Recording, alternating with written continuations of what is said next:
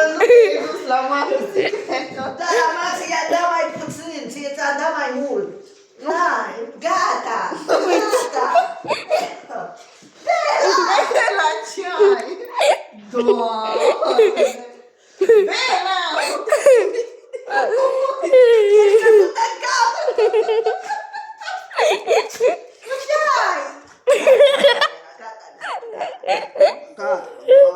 Lasă, lasă! Să-mi da și ție.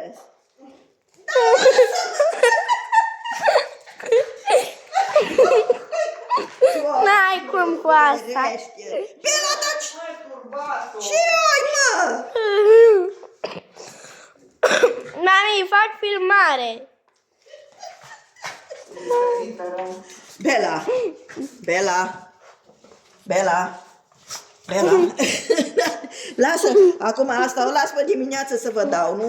Nu vă mai dau acum că v-am dat. Mai mâncați și bobiței. Nu mă carne, dar de ce mă ții? Ha? Dar nu roage pantalonii. Ferească, du-te acolo, du-te la Alex. Nu, du-te la bunii. Bela, ce ai, mă? Gata, Maxi. Lasă, Da, lasă. ține-o. Nu, nu țin. De ce să ține-o? Nu. Ține că nu mă lasă de pantaloni. Nu o țin că îi fac filmare. Ai de capul meu. Bela, Doamne, n-ai pomenit așa ceva. Bela, dar ce ai? Ai turbat? Că înainte nu făceai așa. Faci, mă? Da, ți-am dat mâncare?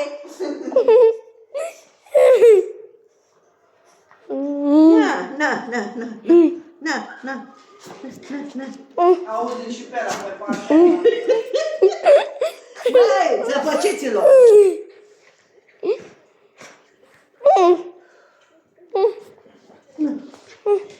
Rup pantalonii. Rupe-i, Bela, rupe-i. Pantalonii, ce nu mai am alții.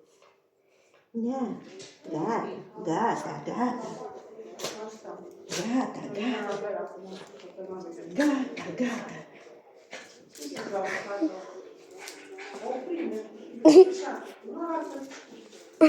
Hai, uite, du-te acolo la Alex. Uite, du-te la Alex. Hai, du-te la Alex. Nu, du-te la bun, e acolo. Bela. Acolo, da. Nu, aici. Să duc asta dincolo. Nu țin. Băi, zăpăcit-o. Eu zic să nu mai vii aici.